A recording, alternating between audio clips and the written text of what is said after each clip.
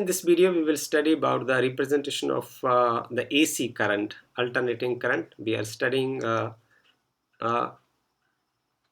already AC current and voltage by rotating vectors phasors. So phasor को पढ़ने से पहले हम आपके साथ चर्चा करते हैं फेज, जिसके बारे में आपने +1 में ऑलरेडी पढ़ा है।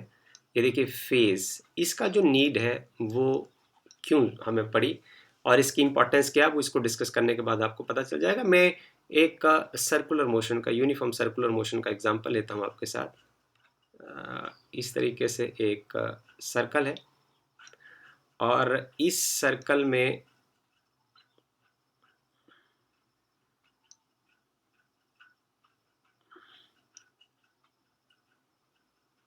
this is the center of the circle. This is some x-axis and this is y-axis. Okay. There is certain particle which is rotating in this circle with certain angular velocity omega. शुरू में उसका जो location है वो इस point पर है, and then when time is equal to some 0 second you start observing it. Particle is located at this point. Particle यहाँ है। कुछ समय के बाद पार्टिकल मान लो यहाँ पहुँच जाता है, तो उसका जो प्रोजेक्शन होगा वो इस पॉइंट पर आ जाएगा।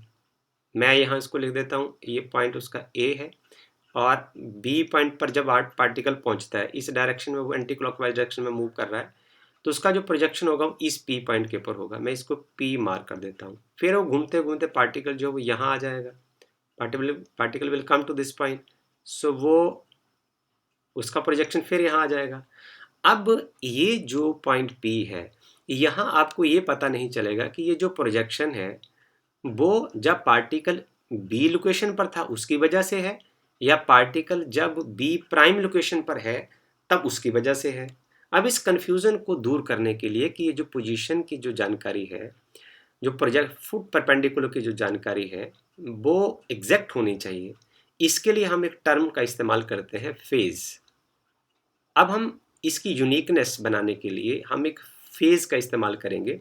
अब उसको आप समझिए। फॉर एग्जांपल कि ये पॉइंट आ गया बी, तो इसको मैं ऐसे लिखता हूँ कि एक एंगल बन रहा है हमारे पास ए और बी के बीच में, और ये एंगल कोई थीटा है और इसका जो ये एंगल है, this is the phase. And what is this is the phase of the particle located at P. Angle तो बना रहा है बी, लोकेशन बी, ए और बी के बीच में एंगल यहाँ बन रहा है, पर ये फेज किसका है? This is the phase of the particle located at P. Okay okay, so इसको मैं कैसे लिखूंगा? इसको मैं लिख दूंगा it is along Y axis. ये बाई एक्सिस है, मैं इसको लिखता हूँ। इसकी यदि फॉर एग्जाम्पल ये कोई रेडियस आर में वो घूम रहा है, तो मैं इसको लिख दूंगा y is equal to r sine theta, and you know theta is equal to omega t, so you can write it by 1 is equal to r sin omega t1। कुछ समय बाद आपका जो पार्टिकल है यहाँ से यहाँ पहुँच जाता है। सो जब वो यहाँ से यहाँ पहुँच जाता है then what will happen? आपका एंगल चेंज हो जाता है। Okay, then you will write it like this by 2, क्योंकि अब आप इसको by 1 नहीं लिख सकते। r is same sin omega t2. So now equation 1 and equation 2 now shows that कि ये जो equation 1 shows that this location is because of the particle when it is located at B, and by 2 shows that shows the same location, वो भी P को ही represent कर रहा है। ये जो part है this is also representing the point P, but it omega t2 shows that it is because of the particle located at point B prime. So this is the importance of phase. So one thing। दूसरा जो part है कि कभी भी जो आपका particle है, इसको अपना यदि आप अच्छे तरीके से समझेंगे तो आपको अगला टेक्स्ट समझने में बहुत आसानी होगी। दूसरे पार्ट में हम ऐसा करने के लिए चलते हैं कि ऐसा हो सकता है कि आपका पार्टिकल जो है ज़रूरी नहीं है कि वो रेफरेंस एक्सिस से ही जो चले, वो आगे पीछे से भी चल सकता है। मैं एक बार इस डायग्राम को फिर से बनाने की कोशिश करता हूँ ताकि आप अच्छे तरीके से समझ जाएं। It's the same diagram. इसमें डायग्राम बनाना थोड़ा सा मुश्किल रहता है, आप मुझे क्षमा करें यदि थोड़ा बहुत आगे पीछे हो जाए तो। ओके, ये सेम ओरिजिन है। ऐसा हो सकता है कि आपका पार्टिकल वो कहीं से भी चल सकता है, because you are observer, particle independent है, वो कहीं से भी अपनी जर्नी स्टार्ट कर सकता है। और यदि आपका मैथमेटिक्स एग्जैक्ट हो, करेक्ट हो, तो आपको हर पॉइंट से उसको पढ़ना आना चाहिए। इनिशियली फॉर एग्जांपल पार्टिकल इस पॉइंट पर है, और यहाँ आपके जो जब ऑब्जर्वेशन शुरू होते हैं t is equal to 0 second, right. अब यहाँ से ये जो लोकेशन है, इसको मैं रेफरेंस लाइन से, जो आपने इसको एक बेसिक लाइन मान रखा है, जैसे मैं इसको एक्स एक्सिस मान लेते हैं, इसके कंपैरिजन में आप पार्टिकल के लोकेशन को जो ऑब्जर्व कर रहे हैं, सो वो इस टाइम इस लोकेशन पर है। फॉर टी टाइम के लिए वो पार्टिकल इस सर्कुलर ऑर्बिट में चलता है, इसी एंटी क्लॉकवाइज डायरेक्शन में, और कुछ समय के बाद वो यहाँ पहुँच जाता है। This is it's new location. अब यदि पार्टिकल टी टाइम के लिए चलता है, तो वो जो एंगल बनाएगा वो हो जाएगा ओमेगा टी। आपने इसको बड़े ध्यान से समझना है।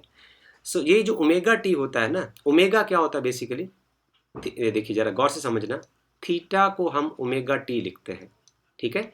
अच्छा, यदि मैं ऐसे लिखूं if t is equal to 1 second, इसका मतलब क्या हुआ, theta is equal to omega.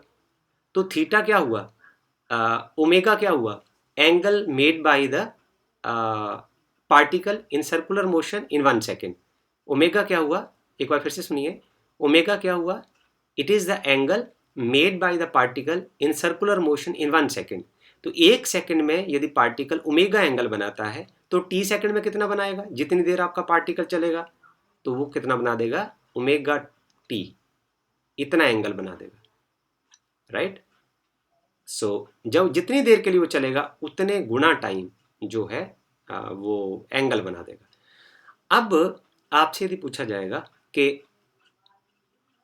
So now we will just see it के ये वाला जो पार्ट है, अब ये एंगल कितना हो जाएगा,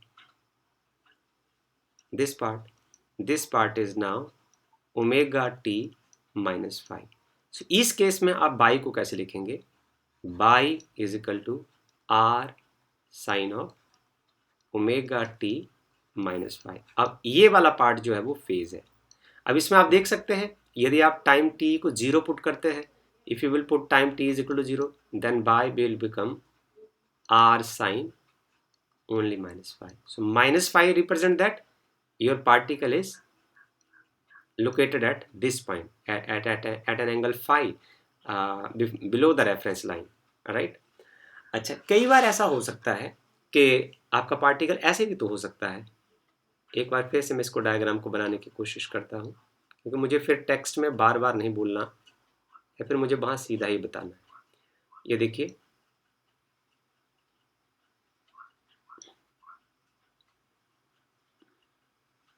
अब यदि आपका पार्टिकल इनिशियली इस पॉइंट पर लोकेट कर रहा है, तो ये रेफरेंस लाइन से पहले फाई एंगल के ऊपर है, जैसे फाई एंगल के बिलो था, तो ये एंटी क्लॉकवाइज डायरेक्शन में अपवर्ड डायरेक्शन में है, तो इसको हम +5 लेते हैं। आप मैंने ट्रिग्नोमेट्रिक में पढ़ सकते हैं।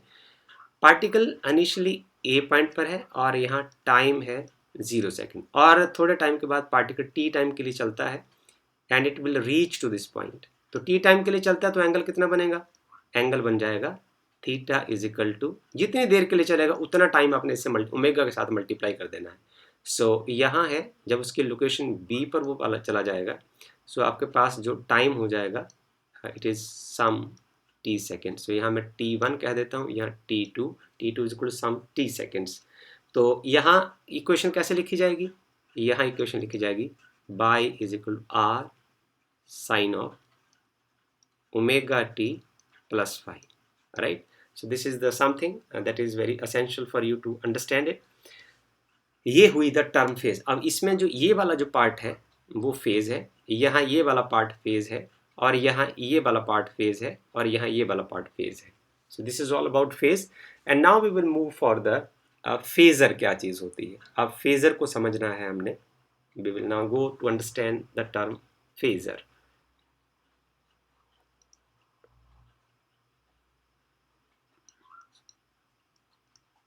अब हमें फेज़र को समझना है। तो फेज़र जो है कि हमने प्रीवियस जो चैप्टर था हमारा, उसमें हमने पढ़ा था कि देखिए आपने ऐसा किया कि आपने V जो है वो वोल्टेज अप्लाई किया था, अल्टरनेटिंग वोल्टेज, और उसको हम ऐसे रिप्रेजेंट करते हैं बी एम साइन, ये उसका आ गया फेज, ये क्वेश्चन नंबर आपके पास 1 आ गया था। फिर ये वोल्टेज जब आपने सर्किट में दी तो उससे करंट आया था, I was equal to I M sine omega t. इसको याद करिए, इस यदि ये वाला पार्ट यहाँ ओमेगा टी है और ये वाला पार्ट भी ओमेगा टी, तो दोनों में फेज डिफरेंस नहीं है, phase difference is zero. Phase difference is zero होने का मतलब क्या है कि उसका जो हमने उसमें टेक्स्ट में भी पिछले वीडियो में बताया था कि उसका जीरो, मैक्सिमम और मिनिमम एक जगह लाई करेंगे। इसको हम उदाहरण से बता देते हैं कि देखिए इसका मतलब क्या है। एक छोटा सा हम डायग्राम बना के बता देते हैं। ये देखिए, ये यहाँ V और I हो जाएंगे और एक साइकिल के लिए हम, ये आपके पास अप्लाइड वोल्टेज है, this is for the full cycle. और जो IM है, ये थोड़ा सा it is at the same angle but its amplitude is a little less than this, it go like this. So ये वाला जो part है ये, so this part is IM is equal to BM upon R. So this shows that both of these are in the same phase. So there is phase difference is zero. यहाँ आप देखिए इसका जो zero है और maximum है और minimum जो है वो एक ही पॉइंट पर लाई करते हैं, इसलिए हमें कह देंगे कि इसमें फेज डिफरेंस जो जीरो है। पर सवाल ये है कि क्या जब हम यही अल्टरनेटिंग वोल्टेज को इंडक्टर से जोड़ेंगे या कैपेसिटर से जोड़ेंगे तो फिर इस तरीके की घटनाएं नहीं घटेंगी। इस प्रॉब्लम को दूर करने के लिए हम एक नई टर्म का इस्तेमाल करते हैं, वही फेज़र है जिसकी ज़रूरत हमें यहाँ पड़ेगी। तो फेज़र को आपको समझना पड़ेगा कि फेज़र बेसिकली उसकी नीड क्या है, फेज़र क्यों। It develop the relationship between the in order to develop the relationship between the voltage and current, it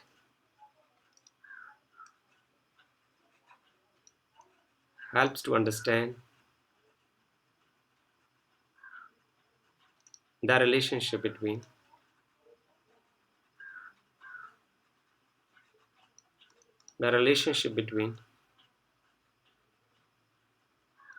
voltage and current.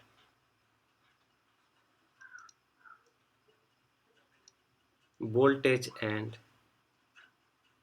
it helps to develop the understand the relationship between voltage and current. और कौन सा, because it is the current is DC or AC also, right, in the AC circuit, current in an AC circuit.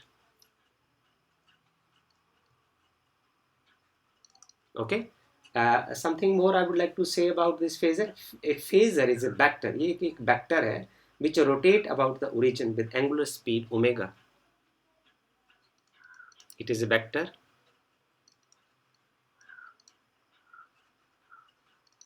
which rotate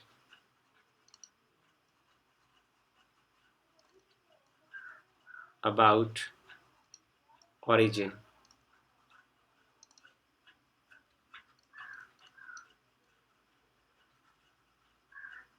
with angular speed, ये angular speed omega से rotate करता है। अब आपको इसको समझना है।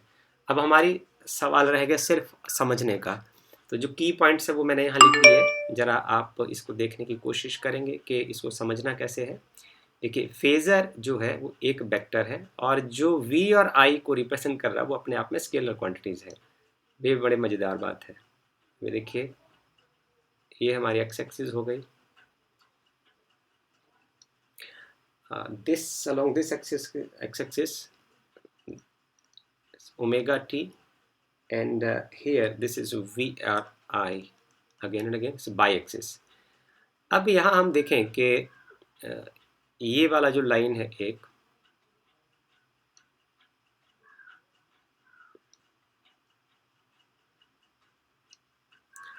ये आपको दिखा रहा है कि ये वोल्टेज को रिप्रेजेंट करेगा और जो ये वाला पार्ट है स्ट्रिक्टली पैरेलल टू इट,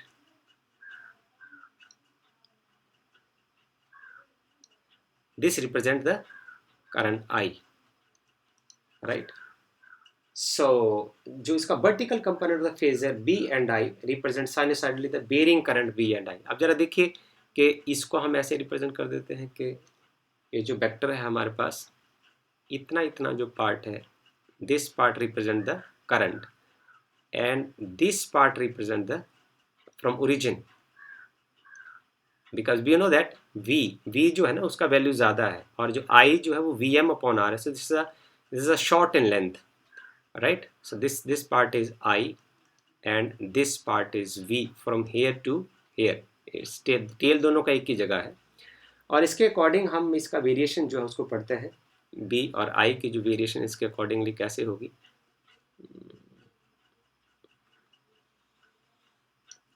इसको आप देखिए। This is the voltage applied to the circuit for one cycle, right, and this is the corresponding current।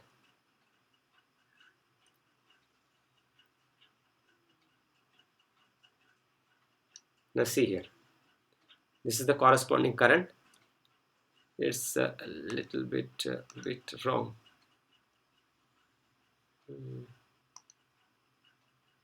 This is the applied voltage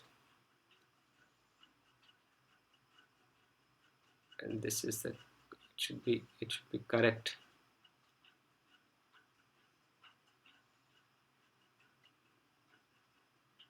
Okay, so this is nearly correct because it is like that along this line, right? So now this part is the instantaneous voltage now, and this part is the instantaneous value of current। So if you have to find the instantaneous value of the voltage and current from this V and I, अब ये जो angle है वो ये वाला part है omega T. Both of these are at the same angle, and if you have to find the instantaneous value of the voltage and current, that is the projection of the voltage and current phasor on the vertical axis जो होगा, यदि vertical axis के ऊपर आप इसका part देखते हैं तो ये वाला जो कंपोनेंट हो जाएगा अब वो हो जाएगा I M sine omega T, और जो ये कंपोनेंट होगा वो होगा B M sine omega T.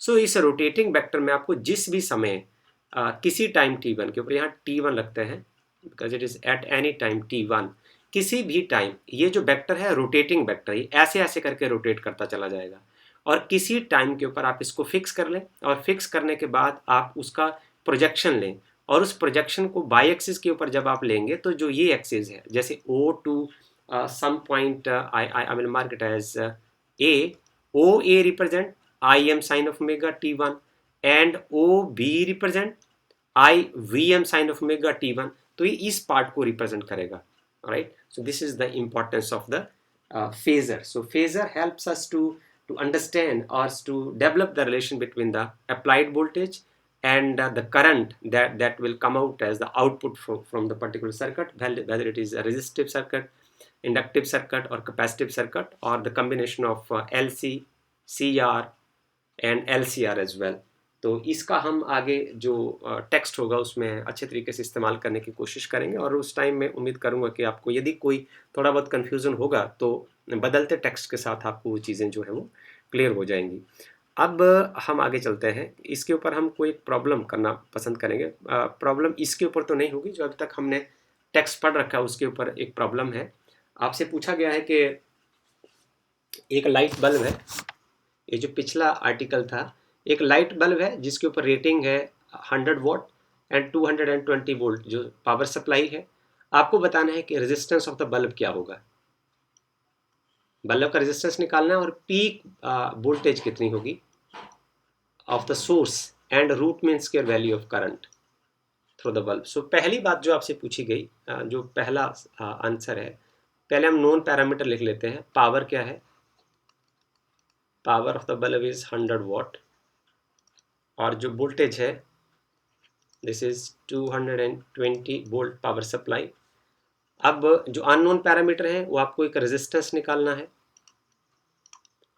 दूसरा है आपको पीक वोल्टेज निकालनी है this is Vm,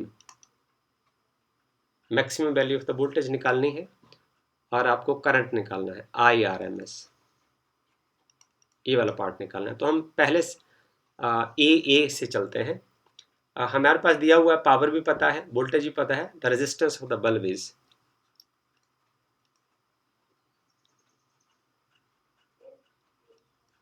the resistance of the bulb is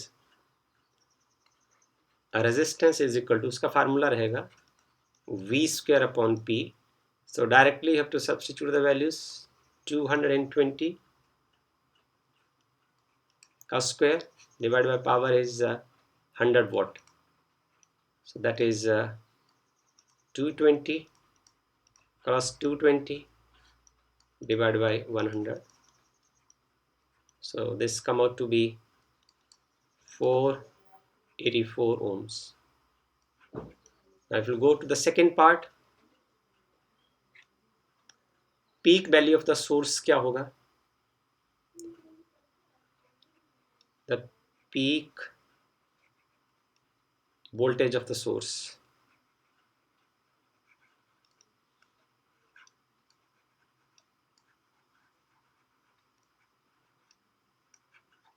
peak voltage of the source रहेगा।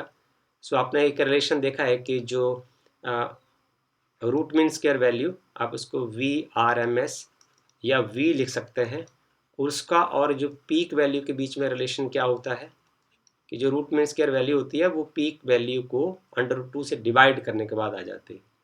सो VM क्या हो जाएगा उसमें, peak value is equal to √2 time V, इसको V लिख सकते हैं, VRMS लिख सकते हैं। तो इसको आप मल्टीप्लाई करेंगे, this is 1.41, cross value of voltage is 220 volt. So इसको आप मल्टीप्लाई करेंगे, दिस इज 311 वोल्ट। जो सी पार्ट है उसमें आपसे सवाल पूछा है कि रूट में इसके value of the current through the bulb क्या होगा, तो सिंपली आप ऐसा इस्तेमाल कर सकते हैं, P is equal to VI, और यहाँ से जो I का वैल्यू हो जाएगा वो आ जाएगा P upon V। So this is power is 100 watt end voltage is 220 volt. तो इसको आप सिंपली +2 के स्टूडेंट हैं, you can solve it well. So this is 0.450 ampere. So this is all about this simple numerical. This is all about this video. If you have any comment as feedback, then you can write in the comment box. Thank you very much.